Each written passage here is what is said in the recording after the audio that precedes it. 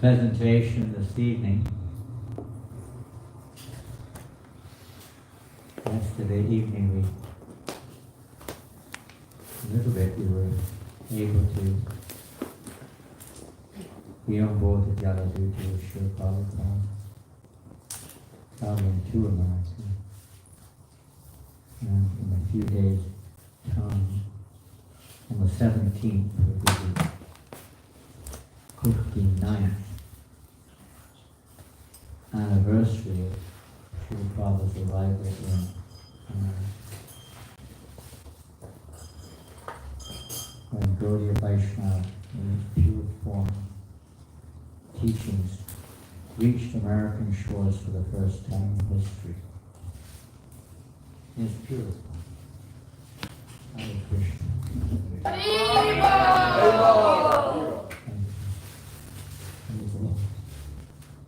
They had gone in the form of books, so it's not completely correct. Book Bhagavad had already gone. But the first time the person set foot on what we call America, in Boston, September the 17th, 1965. A memorable day unknown to the world around it.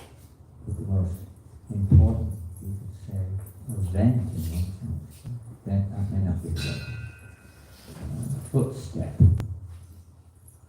God had set foot on the shore in Boston to begin this mission, Western preaching mission of Brajatana Sankirtan movement. So this evening we're going to, we said last night, we fast forwarded it. Instead of a 4-day journey, we sped it up to a 1-day journey. Mm-hmm. And now this evening we're going to be entering into the Boston Harbor and hopefully, is that Artie? Having Artie in the pub over the road. Convincing them. Convincing? Convincing them to have Artie over there. Yeah. So this evening we're going to, this is one of the, excuse the little red inverted sign in the middle. It's obviously somebody had taken a screenshot or something, forgot to take out the whole thing. Nothing that's reasonable as part of the picture. So this depicts Srila Prabhupada back in the early 60s, before leaving to America. Om Jnana Janam Janam Kakshwa Tasmai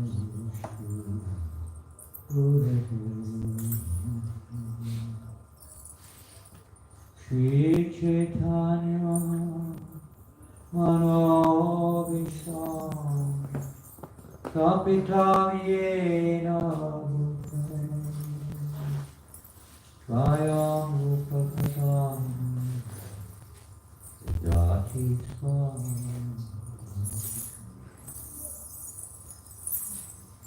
Hare Krishna.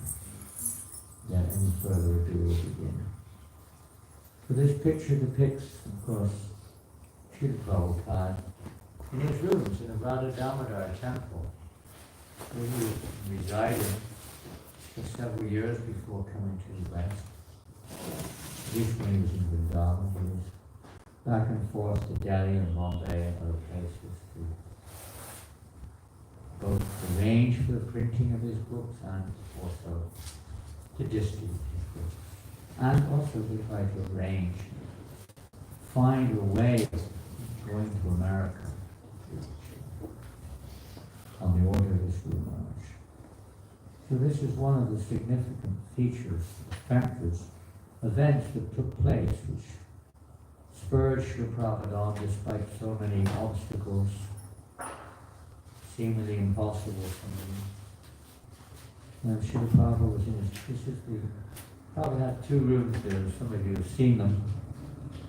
This is the kitchenette, if you want to call it that, where Srila Prabhupada used to cook and offer his foodstuffs and also honor prasadam, and he would also many times translate. The reason being is that it's a window, actually. Lattice work window, shutters. When Prabhupada would open the shutters, he could see through the lattice work, he could see Rupa Goswami's samadhi, just as the window. So he would be praying to Rupa Goswami all the time, practically speaking, to his Guru Maharaj, of course. That he would be, an ambassador, a representative, Rupa Goswami would empower him. So Srila Prabhupada confirmed that it shows that one day Rupa Goswami personally manifested before Srila Prabhupada. You don't worry, you are not alone, I am with you. And your mission will be successful. So one event like that. And sure enough, in due course of time, Srila Prabhupada, we're not going to get into the details, it will take too long. But eventually he managed to get all that was required to go to America. Miraculously, against incredible odds, Krishna arranged this test.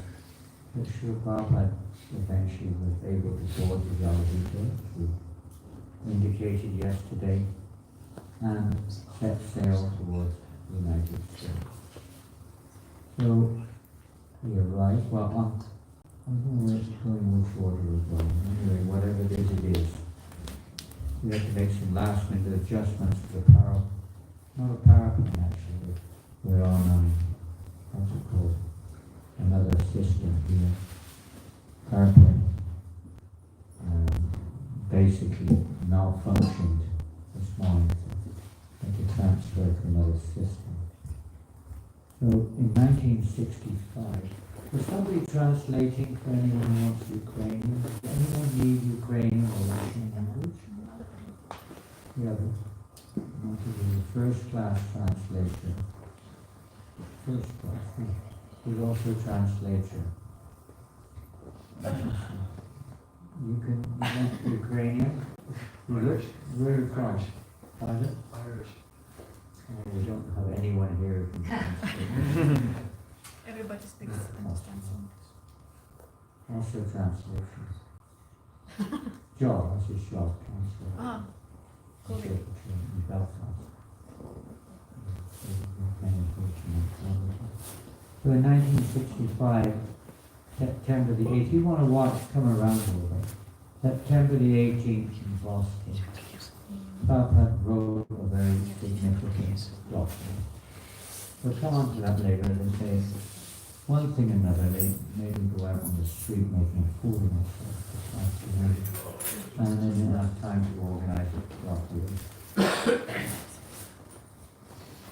So there's Prabhupada, this is the conscious impression, boarding the Jaladuta with his, they actually didn't come on as we heard last night in Calcutta, they came a little later. But in principle, he went into Bhagavatam. As you can see, Srimad Bhagavatam. So when in America would have known what anyway, if it was spelled differently, they would have known. A.C. Bhaktivedanta. He's alone in that sense. Here are the volumes of the Bhagavatam, the original 3 volumes, 1, 2, and 3. You can see volume 3 is a bit longer, it looks like bigger. It looks bigger than and these are the books that tell you what they have nice covers on them actually. Depicting the universe was coming out of the body of Lord Vishnu plus the spiritual side beyond. Very colourful. Picture.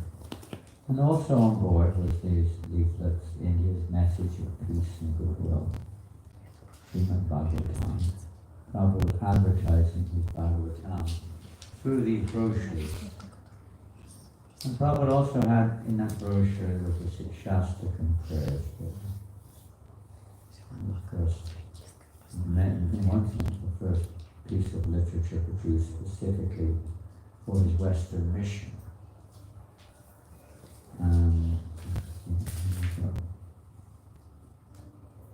The boat again, you've seen this picture many a time.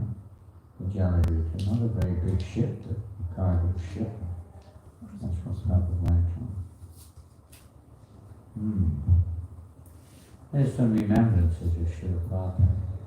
This was a remembrance in, you can see, LA, 1976, Prabhupada said. The name is there. He remembered. After all, he is officer. He knows so many things. So it is a great history from his life. There was 2 days I was attacked in heart on the ship, so hardship. Trivikram. Then you had a dream? I saw it. What was that, Srila Prabhupada? That is. The dream was, I must come here. I saw it. It was some instruction that you got. Prabhupada.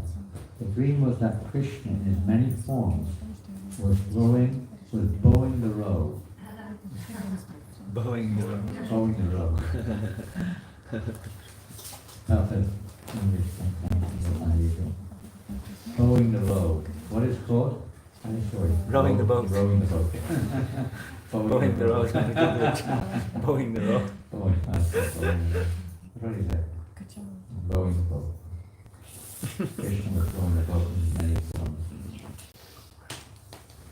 And there's a picture towards you. I mean, it's not necessarily, but it does represent this incident. When Prabhupada had his heart attack, he thought he wasn't going to make it. He would be leaving his body. During that time, Krishna appeared to him in a vision. And the vision was, don't worry, I in my many forms will be rowing the boat. And it will be wrong. And Prabhupada recovered and reached America. On the 16th, we'll read, this is Prabhupada was keeping a diary, it's called now a Jaladuta diary. He was keeping a diary of some of the events of the day. So we'll take it up to the 16th of September, the day before the boat docked. Prabhupada wrote in his diary, today is the 35th day of our journey, and yesterday night at about 10:30 p.m. we have turned one wheel towards northeastern corner from the Bermuda latitude towards Boston Port. Obviously the Prabhupada was talking to either the captain or one of the officers on board who was explaining where they're going. The Prabhupada wouldn't have known about Bermuda, turning a wheel and this and that. So he would make report, noting this very interesting. In the morning the atmosphere was fairly clear and the ship was flying very smoothly. The first officer told me that they had never such experience of the Atlantic Ocean, and he ascribed a good luck to me. I said, yes, it is all Lord Krishna's grace, because due to my severe type of seasickness, he has himself taken charge of the ship. In an expansion, the Lord is rowing the oars. There are many expansions. Maharaj, you want this for your back behind this? Pardon? Do you want the cushion behind? Yeah, if possible. Yeah. Comfortable. Yeah. This one too big. Oh, that's nice. Thank you very much.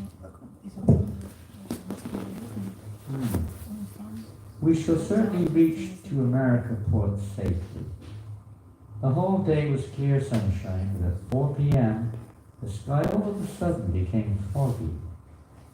The sun became dim, covered by foggy weather.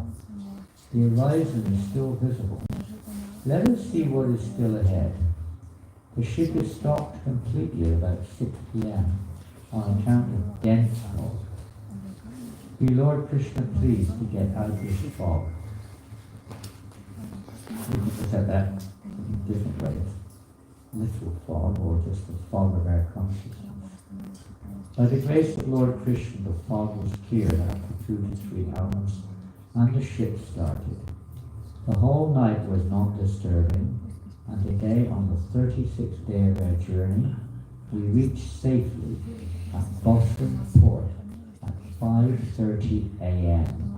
That's actually on the 17th, I think, morning. And then that's, well, what can I say? That's not the Jaladuta, but it's a boat docked at the Commonwealth Pier. So it's an old boat. I couldn't find a picture of the boat. I couldn't find a picture of the Jaladuta dock there. But it's, you can see it's an old boat. So there's a boat docked at Commonwealth Pier in Boston. Pretty dull picture. Prabhupada on the 17th, in his diary, the day of the arrival, said, "We are now on the dockyard of Boston, and at 10 a.m. the customs officers and others came on the ship. They have now issued the admittance permission after due checking, etc. I saw the Boston town with Captain. It is very nice, and I should describe it in a separate note. 36 days from starting from Calcutta Port today. We are expected to reach Boston Port, USA in the morning." Back to front a little bit there. We stayed the whole day and night at Boston till 4 p.m. next day. It was afternoon, they stayed. 4 p.m. the next day, the boat left to New York. The next morning it arrived in New York. That will be the 18th. They left on the 18th and arrived on the 19th in New York. And that's the front view of the Commonwealth Pier. Still there. Not a very good picture, the best I could find in time. And that's a view from the Commonwealth Pier of Boston, the city. Prabhupada didn't go right into the city, he went in the local area around the pier. And he does describe the house there, different types of shops and run-down bars. It wasn't particularly impressive in one sense. You could see the city from a distance from the ship. When I first came, Prabhupada said, I had no money. So I got a free passage through some Indian steam navigation company. So I came by ship. So when I was on the ship at Boston Port, Commonwealth Port, I was thinking that I have come here. I do not know what is the purpose, because how do people will accept this movement? They are differently educated. And as soon as I will say, so my dear sir, you have to give up meat eating and illicit sex, no intoxication, no gambling, they will say, please go home. Go away. I was thinking that I will propose something which is impossible. Anyway, let me try. Nothing to lose. So my godbrothers went to Europe, and they didn't do much there, so... And then he gave the example of you shoot for the rhino. If you try to shoot a rhino, it's not easy to shoot a rhino. Nobody will, expect you to shoot it, especially as others will try to shoot, you could say, deer or something. In Europe, like small compared. And they didn't really hit it. So how can you expect to make it in America? When Prabhupada was in Bombay, Mrs. Samati Maharaj was doing everything she could to dissuade Prabhupada from going. Swamiji, you're too old. You will die there. And Mr. Shokshi Swami and Mrs.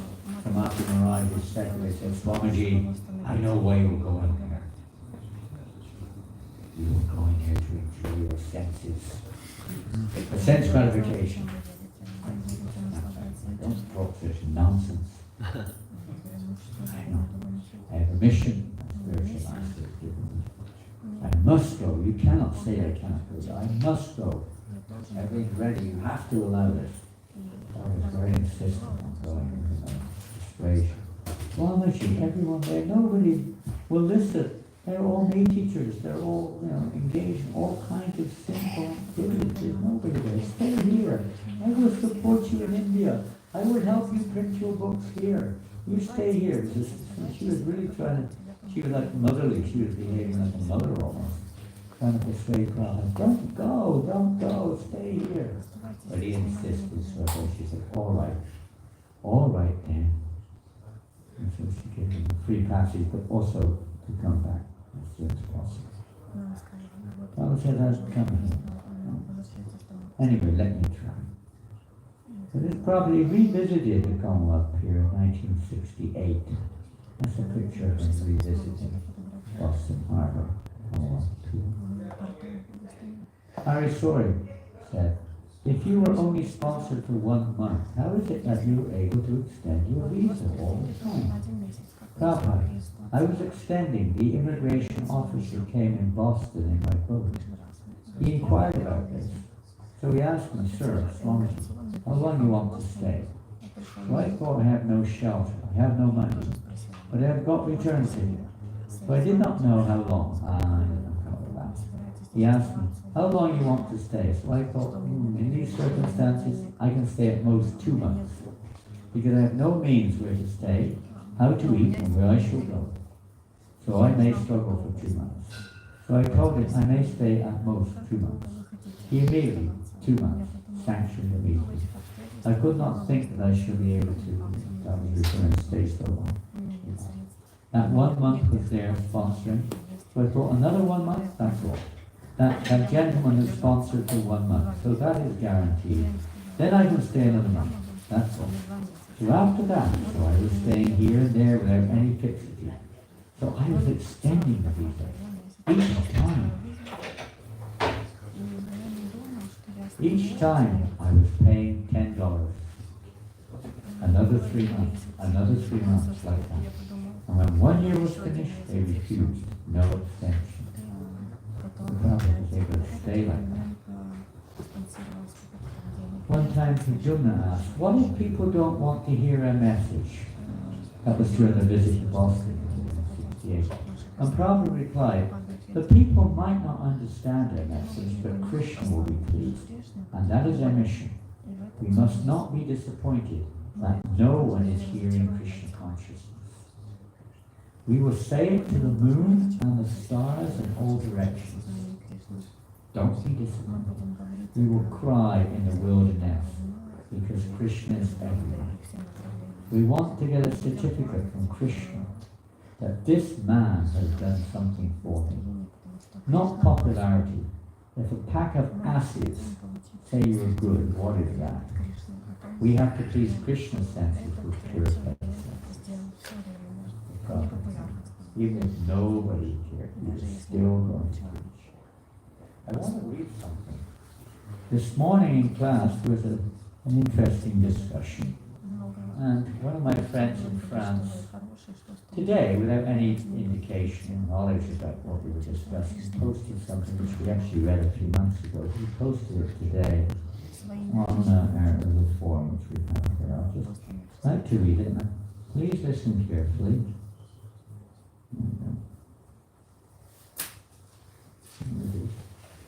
This is a quote. I think tomorrow is Bhakti Vinod? No, the day after tomorrow, isn't it? Monday? Bhakti Vinod Tagore's Tirubha? I think so. Check it out. I think it's Tirubha. So this is a quote. This you'll find. There's one book of Bhakti Vinod Tagore called Bhakti Loka. This book is very amazing. It gives a detailed analysis of the 6 favorable and 6 unfavorable aspects in regards to devotional service. You'll find that in the Nectar of Instruction for Vishnu. And he gives in his book Bhakti Loka quite a detailed analysis of the 6 favorable and 6 unfavorable points for devotional service. So this is a quote from one of the unfavorable. Which one do you think of the unfavorable is? It's quite easy to ascertain and it is very, very common. Probably all, but one particular one interesting, you've got that quite easy. unnecessary talking or gossip. Yeah, normally was in terms of unnecessary talk, gossip, idle talk, wasted talk. Gramya kata. Gramya means village talk.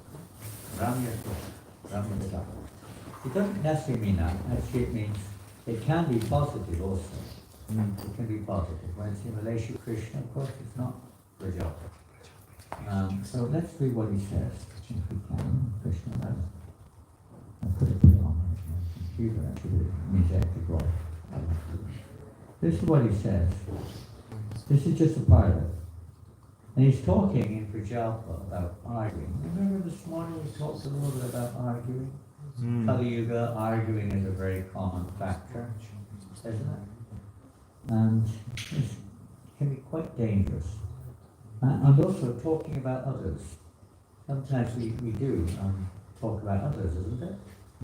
I mean, it is a positive way of talking about others, of course it is. And sometimes you have to, for practical reasons, but just for the sake of it sometimes.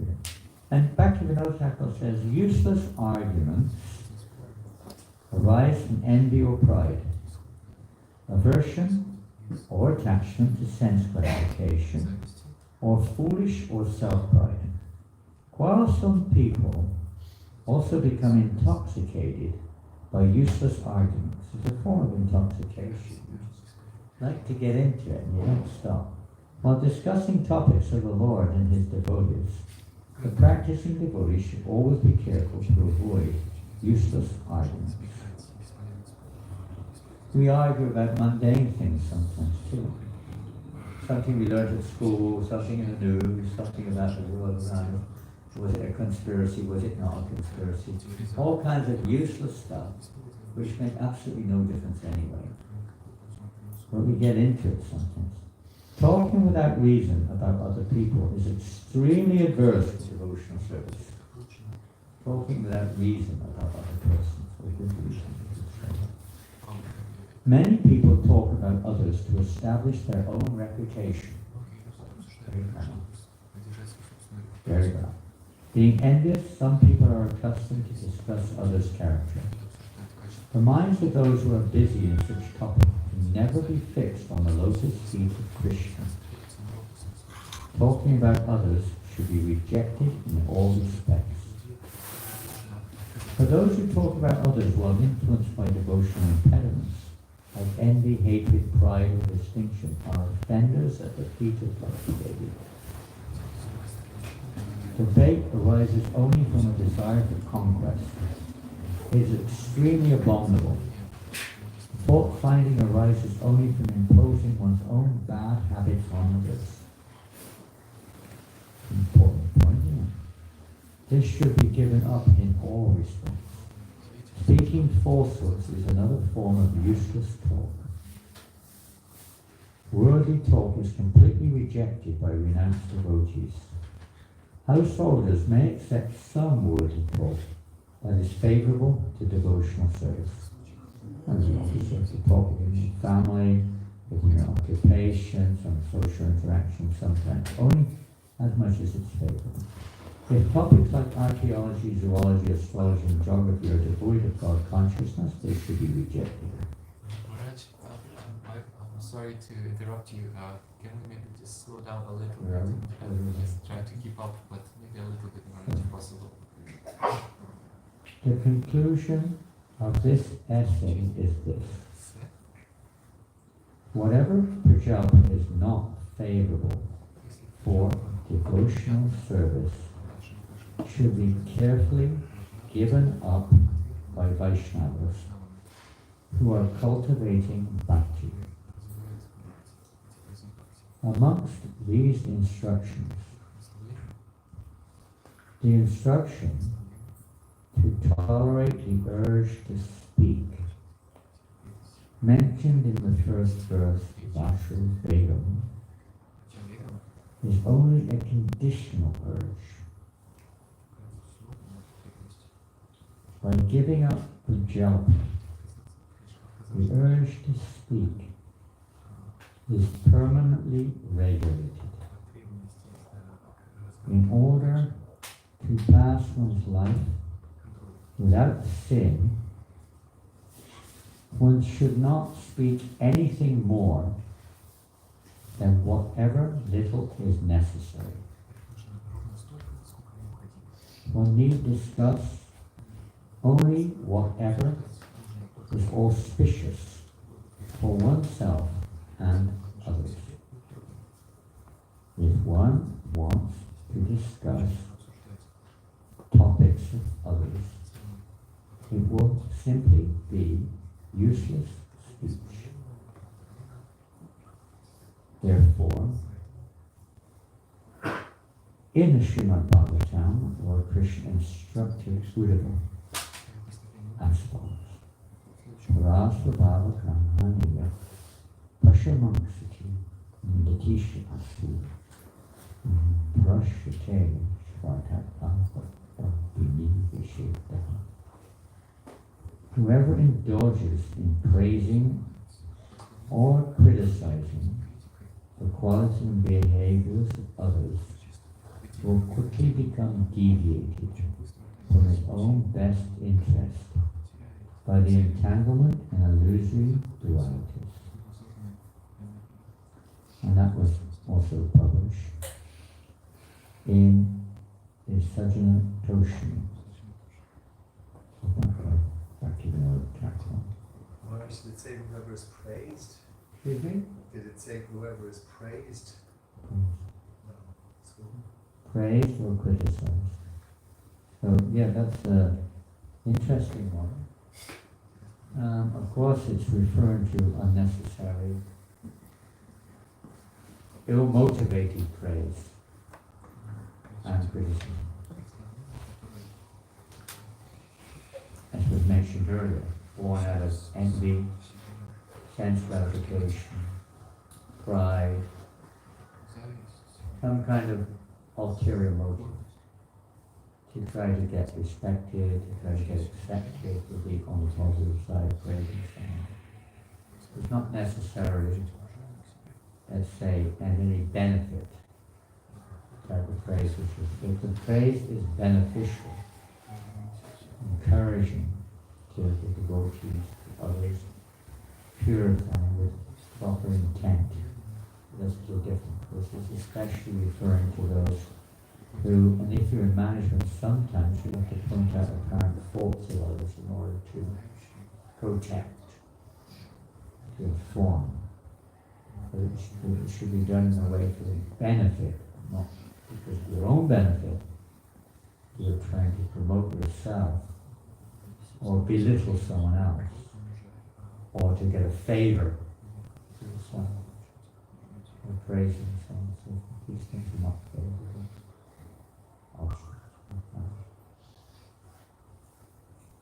Anyway, this is a follow-on from this morning meditative. We'll return to Boston if you don't mind. Because Kali Yuga is very, very prominent, and even today, so many people we met on the streets today, distressed, or we met quite a few persons from Palace School today. Favorable, very friendly. I was meeting people from Sudan. There's a war going on there as well. And they were also feeling stressed. And different places. There's strife going on. Well, purified senses. We have to purify the senses. There's the Jaladuta. Oh, well, yes. Okay, no. It says it's the Jaladuta. This is simply a Kali Yuga, hypocrisy here of the reality. Now, every year on the day celebrating Prabhupada's arrival, that will be this weekend. There'll probably be, what is it, Saturday today? Maybe today they'll celebrate. If not today, it'll be next Saturday, maybe next Saturday. There will be many hundreds of those who gather in Boston. They hire this kind of like tourist boat, and they hire it for the day, and they go around Boston Harbor. They go to Commonwealth Pier, pier towns. They do archie at the pier, and put a picture of Prabhupada. And then the boys tell stories about their memories of the big feast. And I went into a shop today in Dublin. Decided to just do the book. It was called the Hemp Shop. Just found this one. The guy was so nice. He was overwhelmed. He was from Brazil. He was so interested, so enthusiastic. And it so happens that this festival, whether by purpose or by chance, every time I've been there, it is always Hemp Day. They have this day in Boston, it's called Hemp Day. I think it's universal, but it's certainly there in Boston. It's called Hemp Day, so you can imagine what they do on that day. It's the Freshers' Day. You know what Freshers' Day means? Yeah. The students have just arrived and it's kind of their first day out, really. So they all go to the park, Boston Common. You may have heard of Boston Common. It's a big park in the center of Boston. And there will be like, goodness knows, 50 to 100,000 students will all hang out in the Common on the same day. So in the afternoon, after finish, have you been on this? After the boat ride, about 2 o'clock, 3 o'clock after lunch, we come back. And then we all go down on Harinam through the city to Boston Common. And we'll all have about 20 boys down there with a book table and different things going on, kirtan and what have you. And we join up, and then the rest of the day it's like kirtan. It's amazing. There's just tens of thousands of students everywhere. And almost all of them are very wide. Stone. You know Stone. what I mean? Yeah. Stone. Maybe you don't know that term. We'll put it in a more visceral way. They're intoxicated in their food, mostly with hemp, which it's not hemp, but part of the hemp family is called marijuana. It's part of the family. We're not all hemp, doesn't mean it's intoxicating. Hemp is used for many things, and it has many purposes, and there's different types of hemp.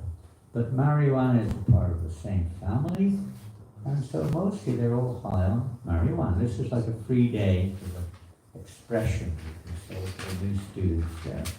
There's at least 50,000. There's, I think, 500,000 students in Boston, university students. There's 50 universities in and around Boston. It's a university city. There's almost as many students as there are local people. And we go there, and the last time I was there, they just did about 550 Bhagavad Gitas out. Not me, but between everyone. It's amazing. Such a wonderful preaching facility. And kirtan was going on constantly. Around the world was going on. It was quite a few years ago. But that's very nice. You see how Prabhupada's arrival was facilitated. He arrived from the most university city in America. Old city. Prabhupada, you cannot expect favorable situation. It is not possible. Sometimes this question comes up. Prabhupada said, when I came in America, I never expected any favorable situation. I wrote that poetry in disappointment, but who will accept this? That is the position. By Krishna's grace, gradually, it will become a favorable situation. But don't expect any favorable situation. You have to handle unfavorable situation and make favorable situations preach. That is preaching. Not we just go where it's favorable. Transformation. So Nityananda Prabhu, he went to preach to Jagai Madai. It was no favorable situation. They were drunkards. They caused injury on the body of Nityananda Prabhu. So this is preaching with only unfavorable situation. You cannot expect favorable situation. And still you have to preach. That is preaching. They will speak like madmen.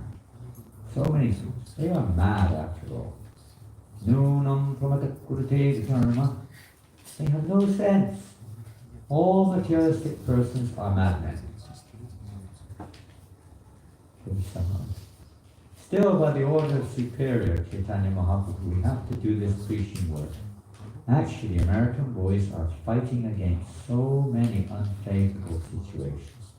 They are sometimes beaten in the airport. You know that? Still they are preaching. That is preaching. That is preaching. The unfavorable situation. Let me give it up. No, that is not preaching. Yes, we must know that there is unfavorable situation. Still I have to do. That depends on your brain how to tackle. You cannot expect favorable situation. Something to remind us of our business. So now we're going to go on, as time is going on. We're going to sing the famous song, Poem, which Srila Prabhupada compiled. Now this poem was the first written document Srila Prabhupada compiled in America. And literally it means, Martine Bhagavat Dharma, preaching Krishna consciousness in America.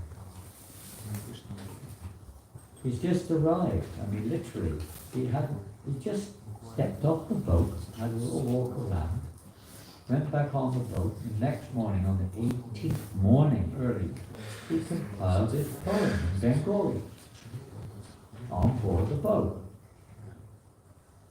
And he's preaching. So this, in one sense, is the constitution document of Islam. Why do we say that? I'll give you, and interesting enough, do you know what? I was in Dublin. What year did the Twin Towers come down? 2000. Huh? No, 2002? 1. What, 2001 maybe? So many years ago. I was in Dublin that day. Actually, I was in Dublin that day. We talked the pastime, the same thing. We talked this subject matter. I didn't have this PowerPoint. We were talking about Prabhupada's arrival in New York and Boston. It was coinciding exactly with the date that year on our Vaishnava calendar. September the 10th was the day, September the 9th was the day Prabhupada arrived in Boston. September the 11th was the day he arrived in New York. September the 11th. On September the 10th, I talked about this poem. Then I flew out early morning on the 11th to UK.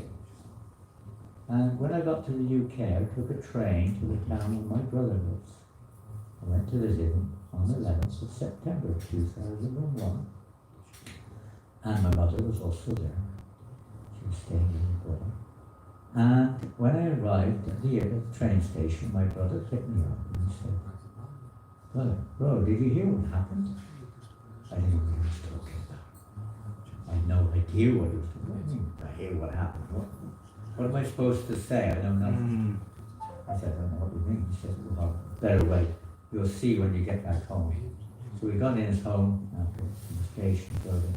And just as entering in the room, the television was on. There was about 10 family members sat there, glued to the television. The second Twin Tower was coming down just as I entered the room. I thought, what is going on? This is a fiction movie? I thought it was a movie. Then I saw everyone was going like, oh my God, you know. My brother, who was total agnostic, said, my God, that's some bad karma if ever there was any. He said like that. And it was like, what's going on here? But it was ironic. On the very day that Prabhupada went from Boston to New York, that's what they said they did. Huh? They went from Boston to New York. What for? What for? Supposedly, who knows? Supposedly it was an affront to Western civilization, or whatever you call it, against the economic exploitation, whatever the people say, I don't know what it was, but like that, an attack on the very heart of Western civilization. And Srila Prabhupada's mission, it has to be understood in its real context. Bhaktisiddhanta Maharaj, Prabhupada's spiritual master, our business is to tear down the Western civilization. But not in terms of buildings, not in terms of externals, but in terms of the very consciousness, the psychology behind it all. This exploitative, illusory consciousness. That has to be taken.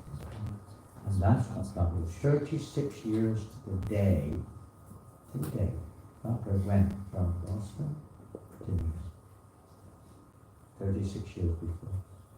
Interesting. I thought that was quite a lot. It really struck me when I realized what was going on. Just spoke about it. So Prabhupada wrote this poem on the 18th of September, and it's the most profound document. It's not like normal ISKCON constitution. What's the other word they use? Incorporation document.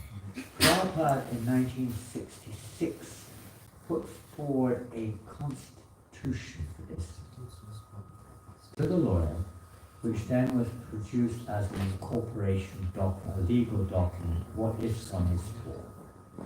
And most of what Prabhupada put in the Constitution was included in the incorporation document, but not all of it. Some of it was not included for various reasons. It pretty much formulated the guidelines for ISKCON in terms of our agenda, our program, so on, what we were aimed at, what we intended to do, and so on, how to do it. But there was more to it than that. We're not going to get into that tonight. But in this particular poem, there's another aspect. Why I say constitution, or the real essence of this movement. Please, you're welcome to come in. Don't worry about the crowds. Come and take darshan. Don't be shy. Come right at the front there. No one's going to invite you. Don't be shy. You're welcome to stay. Come forward and take darshan. Relax. So, why? What's the real essence of success in Krishna consciousness movement? Is it a formula? Is it a set of rules and regulations? What's the success? How will this movement succeed? What do you think? Pardon? Changing hearts. Heart changing, and when the heart changes, is that what you said? Yeah. Okay. When the heart changes. Well, that's in one sense you could say the process as well. It's also like the effect, the heart changes, and it's also the process. And so it is correct. You would say it a little bit more specifically, maybe? Ideology. What does that mean, ideology? Sorry, there's three at once going on. What was the question, Someone Maharaj? said ideology, I don't know who Could said you it. repeat the question, Maharaj? What is the actual essential success of this movement? Actually, When people love Krishna. yeah, Well, that's connect to Krishna. Yeah, well, you start with that? I mean, I don't think so. That's the Oh. goal. Education. Pardon? Chanting. Well, that's definitely the essential process, no doubt. Introduce that. Somebody said ideology. I don't know who it was. I don't know what they meant either. I asked, what do you mean by that? Who was that? Okay, what do you mean by that? First, at least people should know what it's all about. Like, people are not aware of it. So, at least you should. There's no one to tell them like what's correct, what's not. Okay, that's very good. To people don't know, we don't know. I mean, to inform, to educate, that's good. Anything else? Give up misconceptions. Excuse me? Give up misconceptions about our existence. You give up our misconceptions, okay. Very good, if you can do that. To understand why we are here in this world. Okay, this is following on with the ideology, and this understanding of our own commitment comes from understanding in many ways. You become committed and realize how essential this is. That's very good. They're all good points. What else? Be engaged in service to Okay. Maybe getting a little bit close to the what? Essential. It's related to this poem. I wouldn't be talking about it if it wasn't related to this poem. Pardon?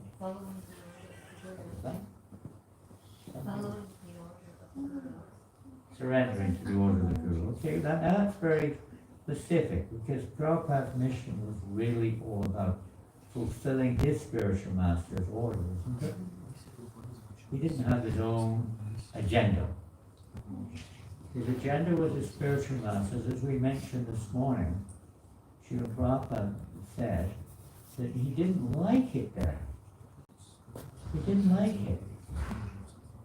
He wanted to be back in India, in Vrindavan. But my order, my spiritual master had given me this order. That's my life, is to, so yeah, that in one sense is the sense of the movement, isn't it? This mood is the mood. It's not what you know or what you don't know so much. That's also to be taken into account. It's not necessarily what we do.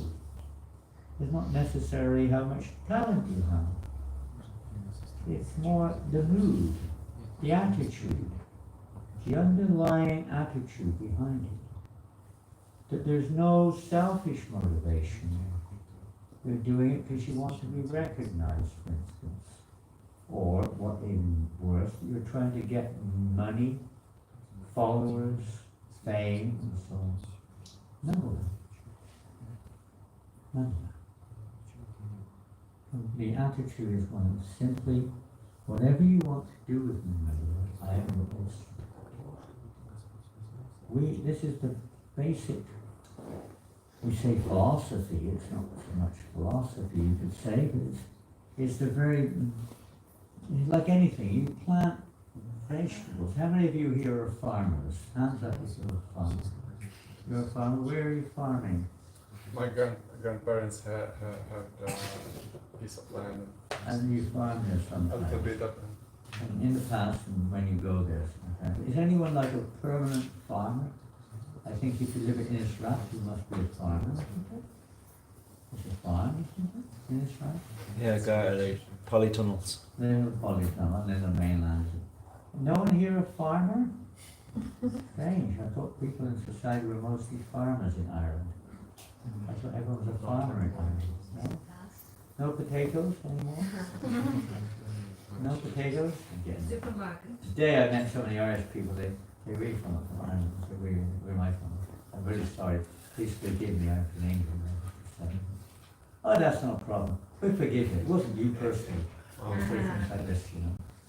I'm getting my own back now, potatoes. Yeah, so no one here is a little farmer, you may be a little gardener.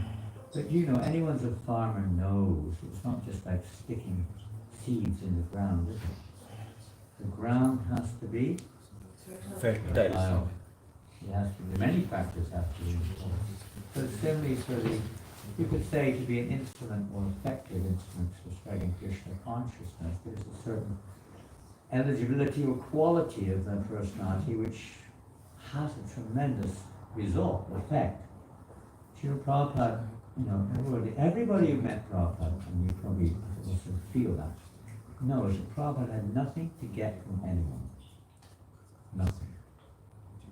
Absolutely nothing. He didn't ask, he didn't need anything from anyone. He simply gave. His mood was nothing but giving what he had. All the time. Not talking in terms of physical, but giving his heart all the time. This is his mood. His heart was, of course, already at Krishna's lotus feet, you could say. So he was constantly giving, not considering what people thought necessarily or what the reaction was, but he was constantly giving Krishna consciousness, totally dependent on the Lord. Not thinking, I know what to say, I know what to do, I'm going to teach, I'm going to tell. No. Let's sing, let's look into this part. We'll go to the English first and we'll sing. This is Prabhupada's poem. English translation. My dear Lord Krishna, you are so kind upon this useless soul that I do not know why you have brought me here. Now you can do whatever you like with me. Hare Krishna. Prabhupada goes on, but I guess you have some business here. If you do have a mobile phone, maybe one or two of you have mobile phones, maybe you can put them on some sleep mode or whatever you call it, silent mode, We won't confiscate them. Now you can do what we do. But I guess you have some business here. Otherwise, why would you bring me to this terrible place? Can you imagine? Indian person gets their boat ride to America, and as soon as they arrive, they call it a terrible place. People then were doing anything they could to get to America. It was like a dream. It was better than heaven to get a visa to go to. He's probably got the visa. Why have you brought me to this terrible place? You must have some business here. Most of the population here is covered by the material modes of ignorance and passion. Absorbed in material life, they think themselves very happy and satisfied, and therefore they have no taste for the transcendental message of Bhakti. You think you're comfortable in this world, you think you've got it all, I know it all, I'm happy, I've got my this and that, I'm fine, I don't need to worry about this, I know Krishna. If we think all these things, then we will never develop a taste for this transcendental message. I do not know how they will be able to understand. I was talking now particularly about the American population. But I know your causeless mercy. To make everything possible, because you are the most expert mystic. How will they understand the mellows of devotional service, O Lord? I'm simply praying for your mercy so that I will be able to convince them about your message. All living entities have come under the control of the illusory energy by your will. What does that mean? It means we have no will whatsoever? Come under the illusory energy by your will, Krishna? And therefore, if you like, by your will, they can also be released from the clutches of illusion? Is it just a chance thing that Krishna just throws a bunch of jivas under the illusory energy and puts his hand out and just grabs another bunch and takes them back out again? Is that how it works? Or just like a sack of potatoes, you just throw them in the big bucket, and then every now and again you take a bucket and bring a whole bucket out and cook. Is it like that? What do you think? That's what it seems to indicate, isn't it? You can see it or not? On the screen. Yeah. Well, what does it mean? If you just read it for what it is, you might think, you have no say in it whatsoever. Krishna's totally responsible. He just, bit of fun, just grab a bunch of dirt and throw it over there, and pick another bunch and throw it over there. Is that what it is? No. Means Krishna has set up the system. Krishna. Krishna has set up a system like there's an external world and there's an internal world. So that was his will. Way in, way out. Okay. Yeah. You're lucky you get Oh, we have free will. lucky dip, it's like you go for a lucky dip, just put your hand in. But Krishna created a material world and a spiritual world. So Very that's important. his will. Where we want to go, that's our free will. Okay, now you're getting somewhere. Where do we come? You want to be independent of Krishna. How on earth can you be independent of Krishna in the spiritual world? There's nothing but Krishna. Everyone is. Imagine what it's like. If you don't like somebody, but every single person around you likes them, and they're everywhere, it's going to be a pretty hard lifetime, isn't it? You see them everywhere. You go in the bank and there they are. In the toilet, they're sat there all day. You go into your bedroom. Oh. You go and turn the television on. Here I am again. Go to the office. Catch the bus. Yes, sir, here I am. Yes. It's terrible, huh? But Krishna is kindly. We cannot come into this world on our own. Yeah, we've got the power to do that.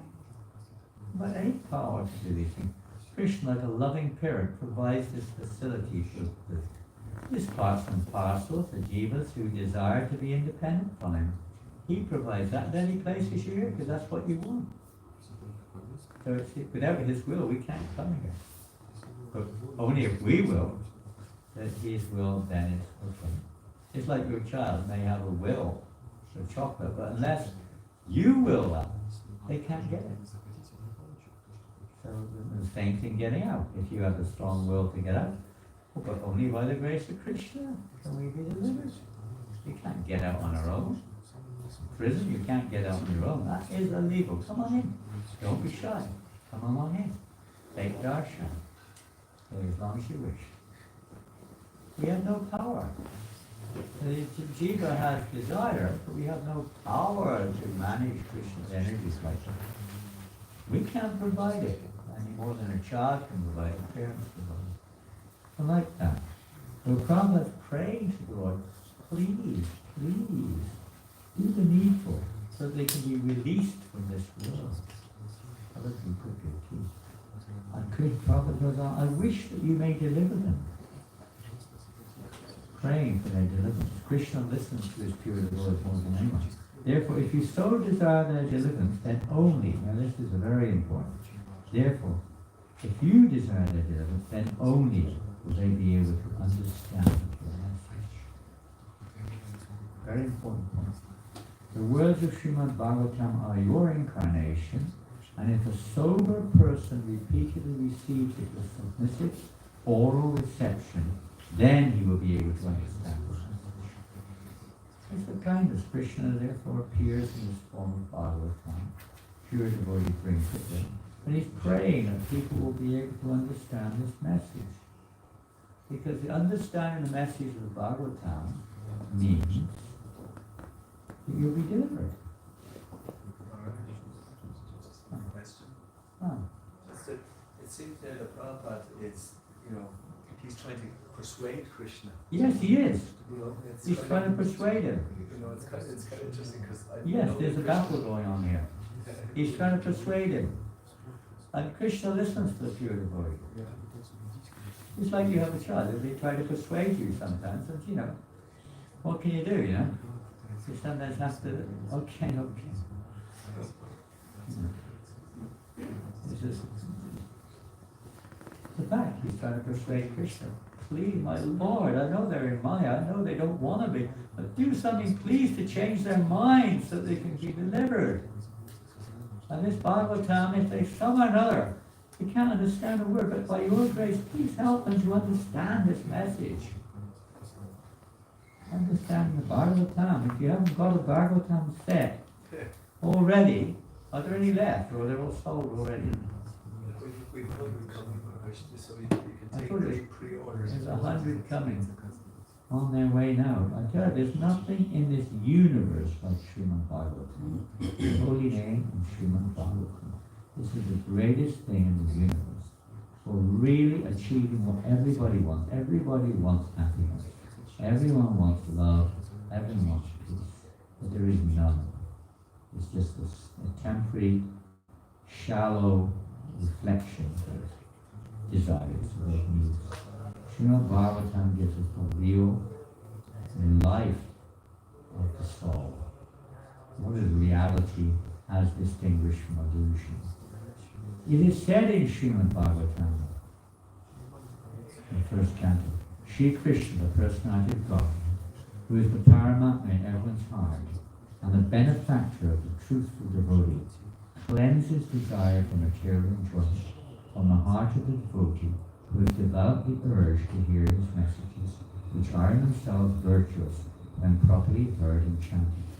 By regular attendance in classes on the Bhagavatam, and by rendering of service to the pure devotee, all that is troublesome to the heart is almost completely destroyed, and loving service unto the personality of God, who is praised with transcendental song, is established as an irrevocable fact.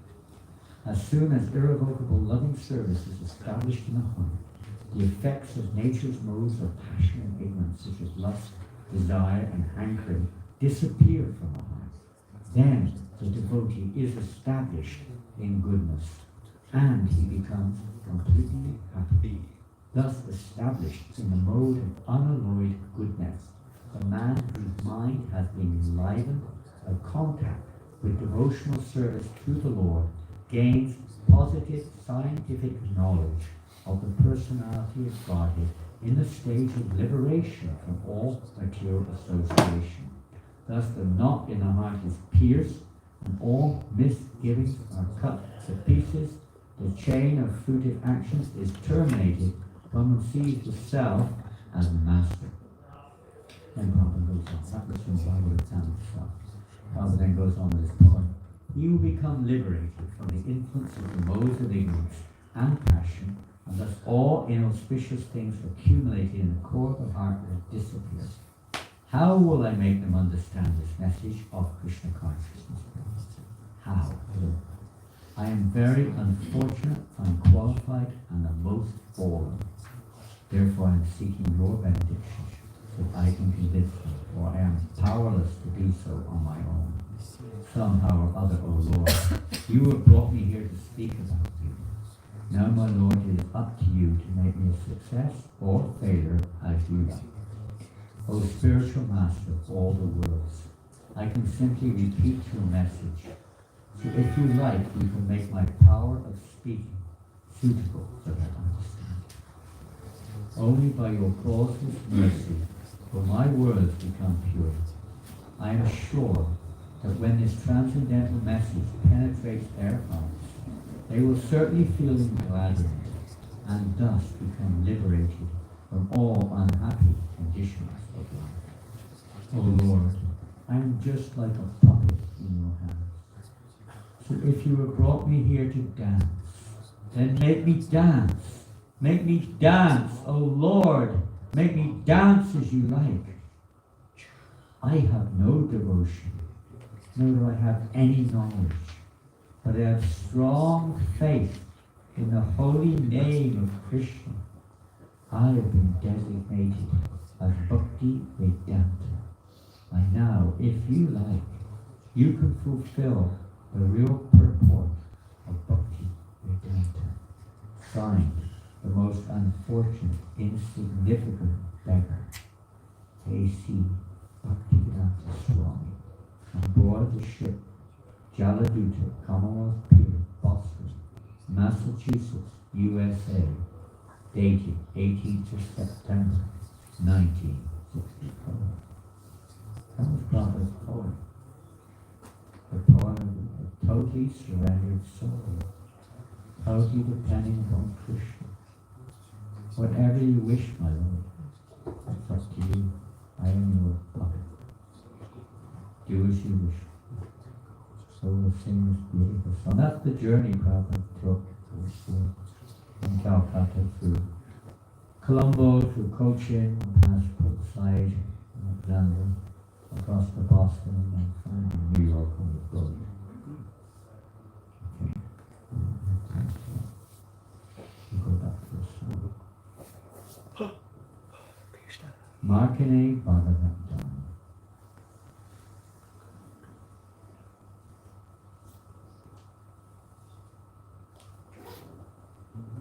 Hare Kripa Hare Krishna. Wait until I finish one. Hare Prati. Hare Kripa Hare Krishna. Hare Prati.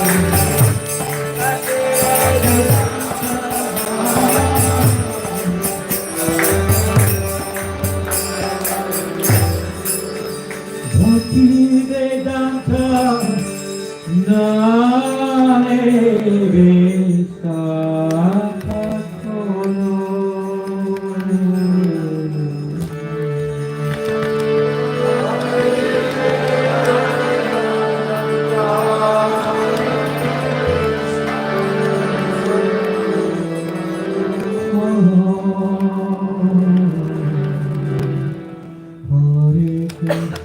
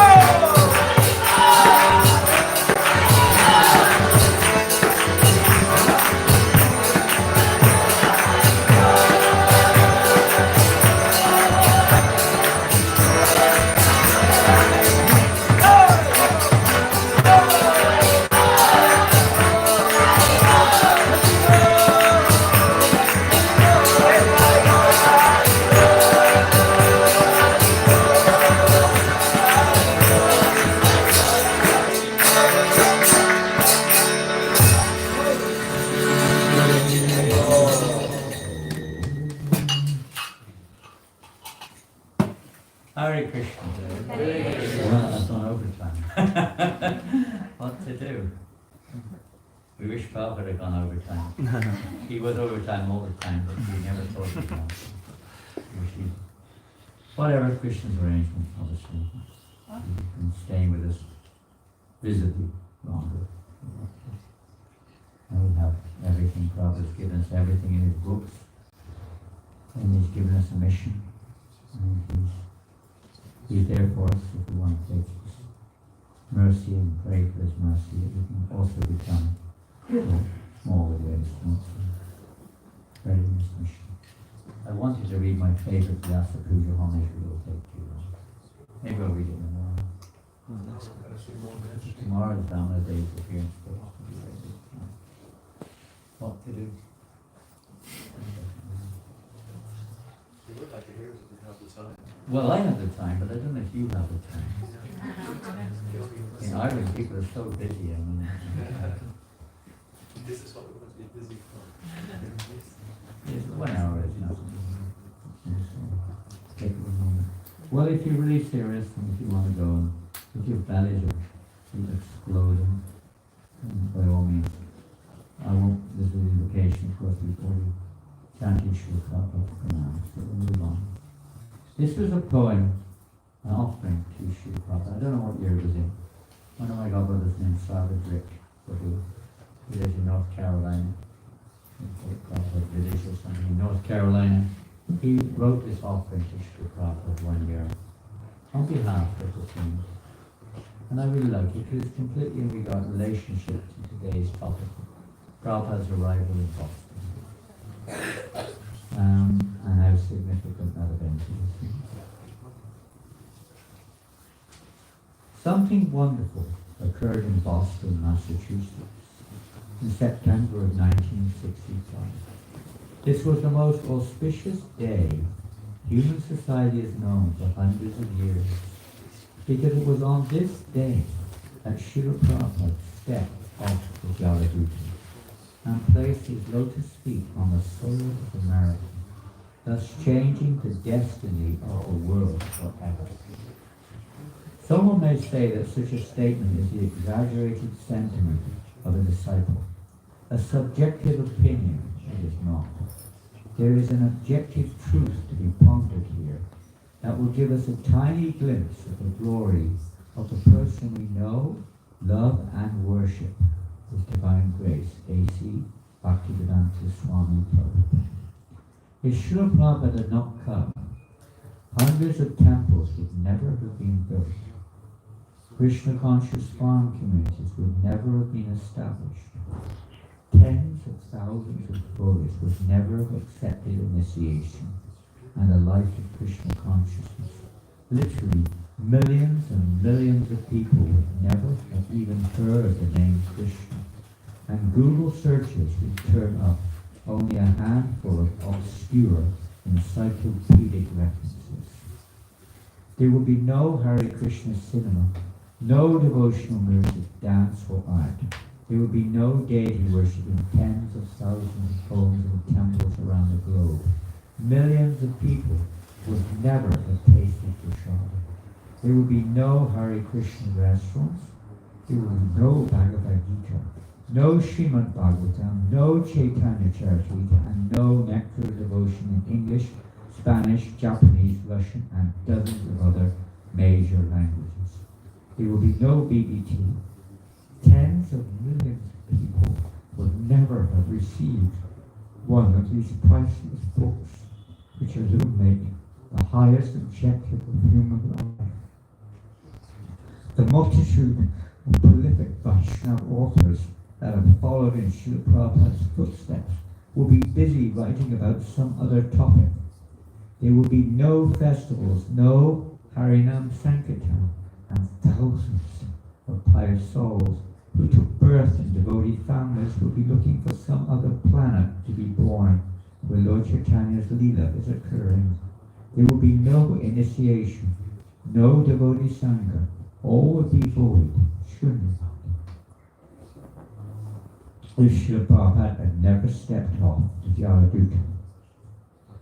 This point of view is not the annual rambling of a forming disciple.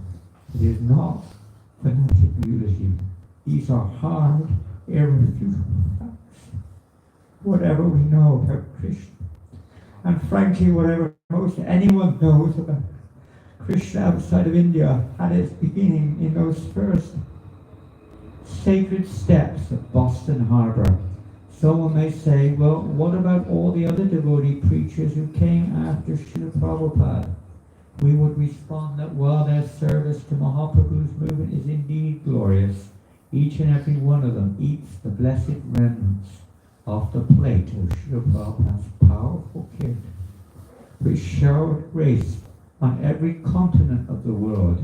He was the pioneer. He showed the way, and he slashed through Kali's dark jungle, clearing the field for generations to come. It is only by his dedication and sacrifice that there is any kind of preaching field at all outside the borders of India. If he had not come and laid the foundation, there would be no waiting devotees, no dakshina, no initiations, no rides from the airport, no prepaid air travel, no accommodation, no temples, and no devotee homes for preaching and expansion of missions. The only reason that any of these facilities exist is because Srila Prabhupada stepped off the Jaladuta. Ask any walla in Vrindavan or Mayapur who's old enough to remember what the town was like before Srila Prabhupada left the divine shelter of Sri Sri Radha Damodar Mandir for the lower east side of New York City. They all know that it was Srila Prabhupada who put the Lord's hometown on the map and brought crores of rupees, temples, new construction, and prosperity to otherwise materially impoverished villages. All the Vrindavans and Mayapurs worldwide renown exist today because Srila Prabhupada stepped off the Jaladuta. To take kirtan is the rage, and public venues filled with eager participants, but Srila Prabhupada was the original kirtaniya, the first who sat in Tompkins Square Park with his little tom-tom, drumming out the rhythm of Lord Krishna's holy names before any of these people were even born.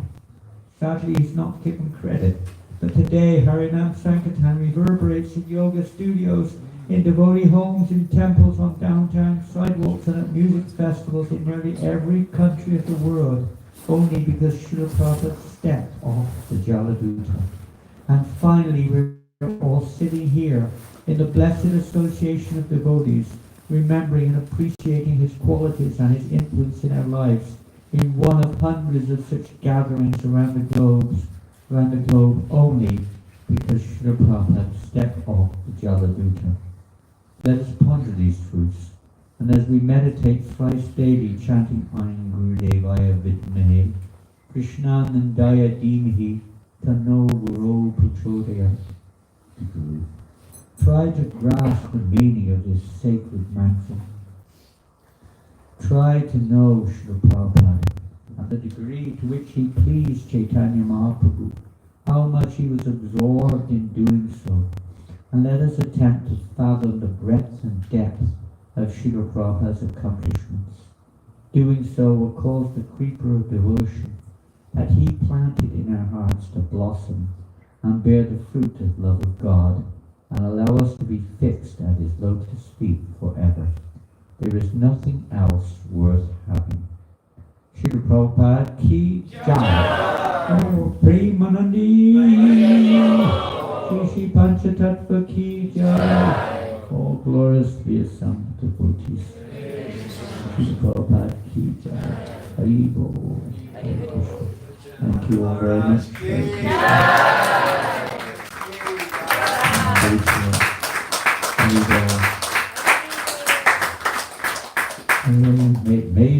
Amazing poem, or offering, we should say.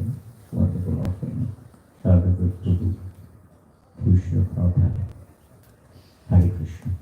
Thank you all very much, and we'll be heading off to Belfast tomorrow. We won't be going that fast.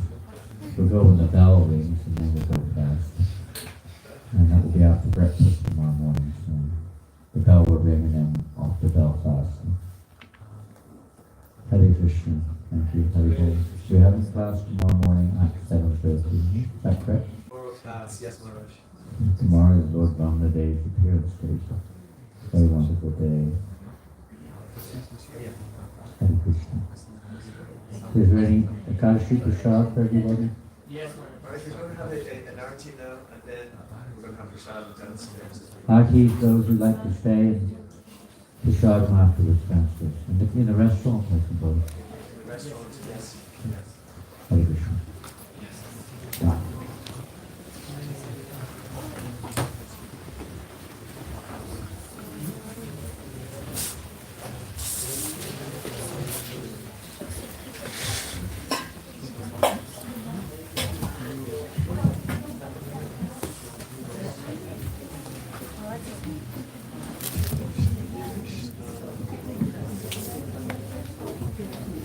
Madhu Prabhu.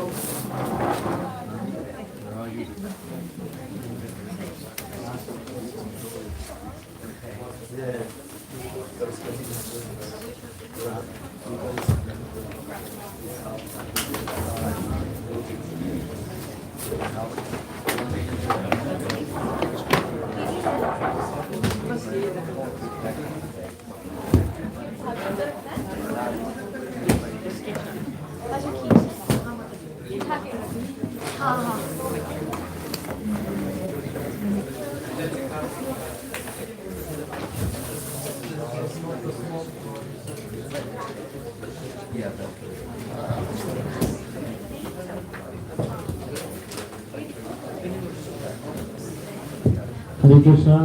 So those who are here, kindly don't leave. After Aarti, we are having Ekadashi Prasad for all those who are fasting. Even though if anyone who is not fasting, they can also have that Prasad. No problem. Just after Aarti, we will be having Prasad in the restaurant.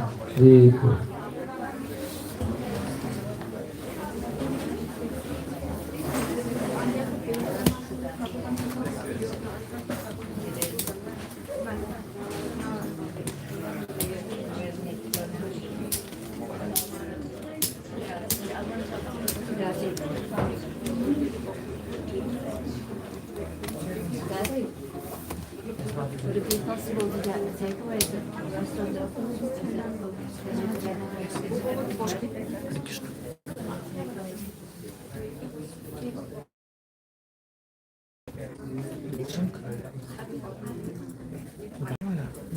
रुक जाइए मानवपुर में सुंदर नदी अपन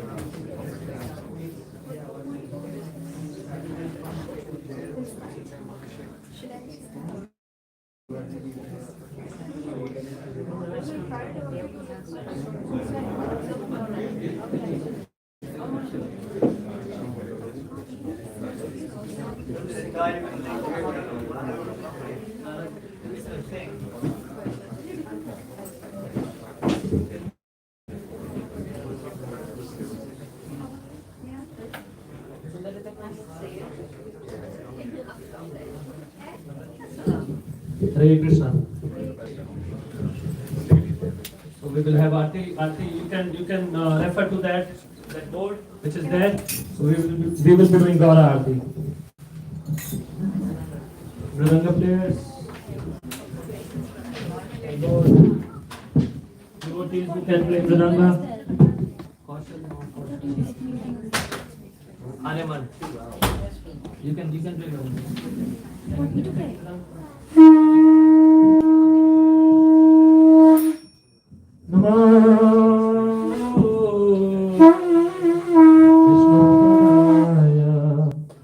Krishna Krishna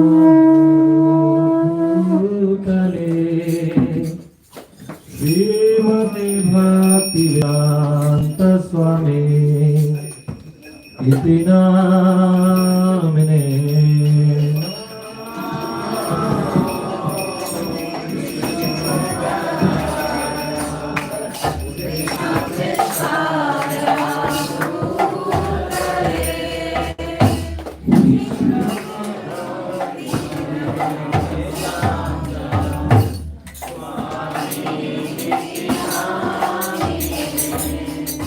Namaste Saraswati Gauravani Pracharine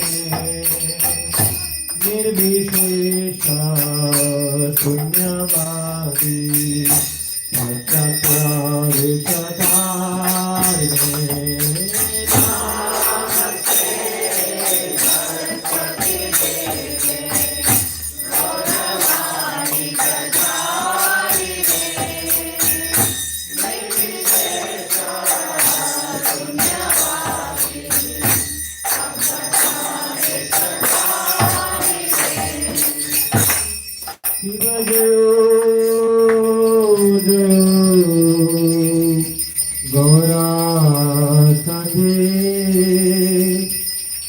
आरती करो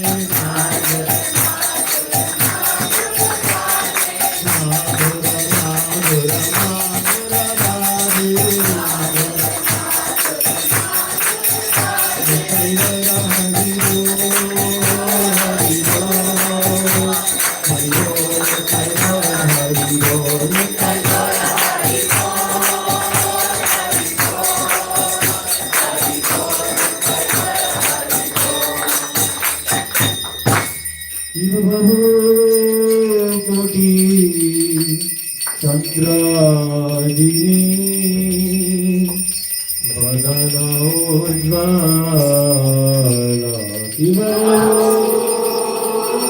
कोटि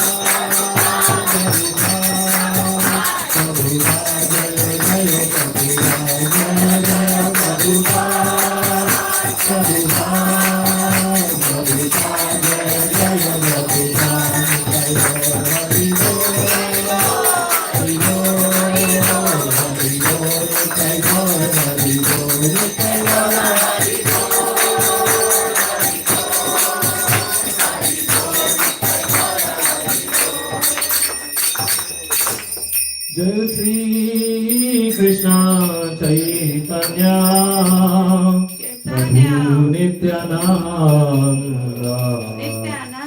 Shri Advaita Gadadhar Srivasadi Gaura Bhakta Vrinda Jai Shri Krishna Chaitanya Prabhu Nityananda Shri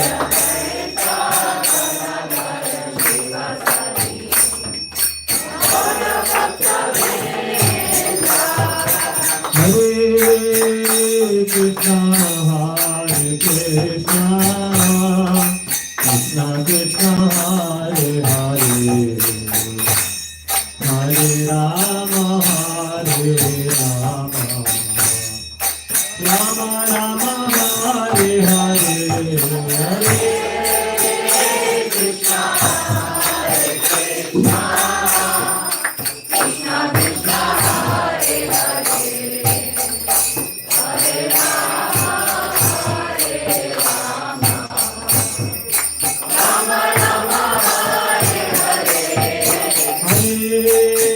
Hare Krishna, Hare Krishna, Krishna Krishna, Hare Hare, Hare Rama, Hare Rama, Rama Rama,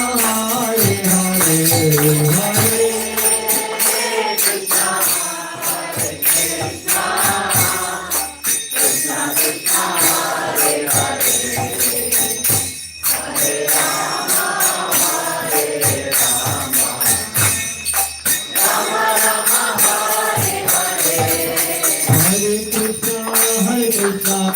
Krishna, Hare Hare, Hare Rama, Hare Rama, Rama Rama, Hare Hare, Hare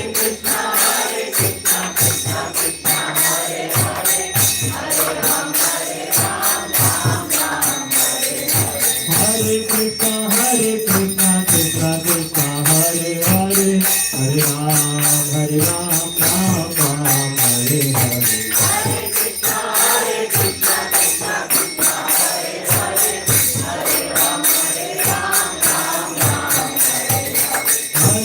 Krishna, Krishna Krishna, Hare Hare, Hare Ram, Ram Ram, Hare Hare, Hare Krishna, Krishna Krishna, Hare Hare, Hare Ram, Ram Ram, Hare Krishna, Krishna Krishna, Hare Hare, Hare Ram, Ram Ram, Hare Hare, Hare Krishna, Krishna Krishna, Hare Hare, Hare Ram, Ram Ram, Hare Hare, Hare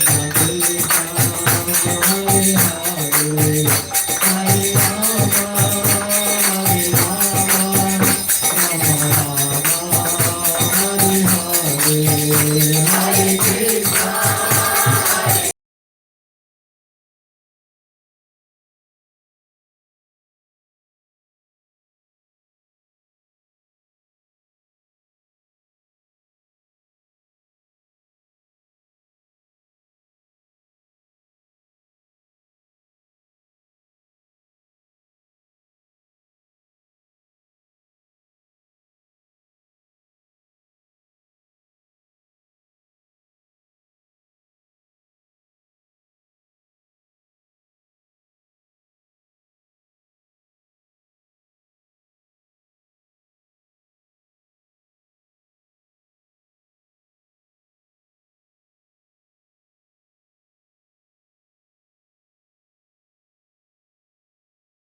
Hare Krishna, Krishna Krishna, Hare Hare, Hare Ram, Ram Ram, Hare Hare, Hare Krishna, Krishna Krishna, Hare Hare, Hare Ram, Ram Ram, Hare Hare, Hare Krishna, Krishna Krishna, Hare Hare, Hare Ram, Ram Ram, Hare Hare, Hare Krishna, Krishna Krishna, Hare Hare, Hare Ram, Hare Krishna,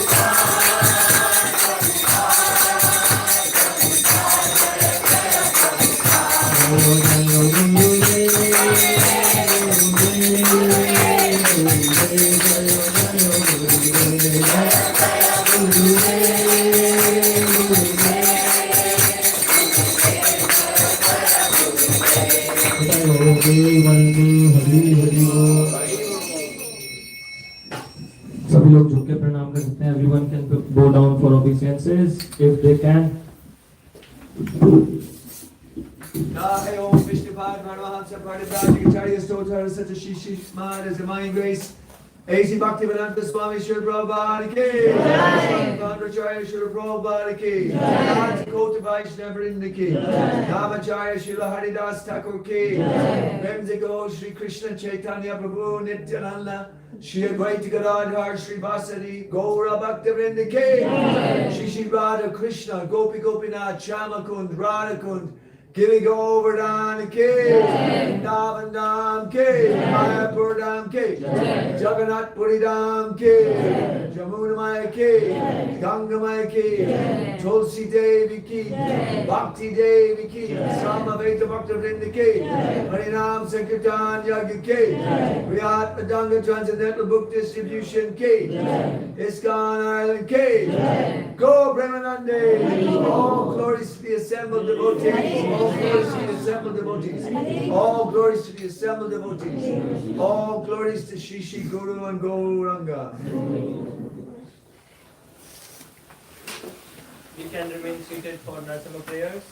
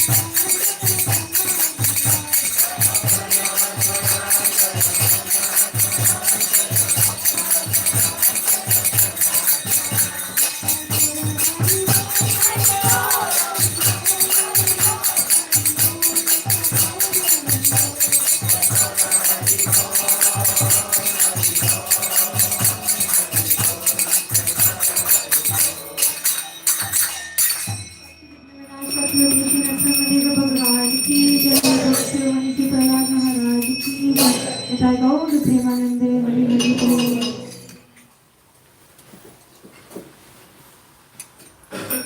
You all can go for prasad in the restaurant. Hare Krishna.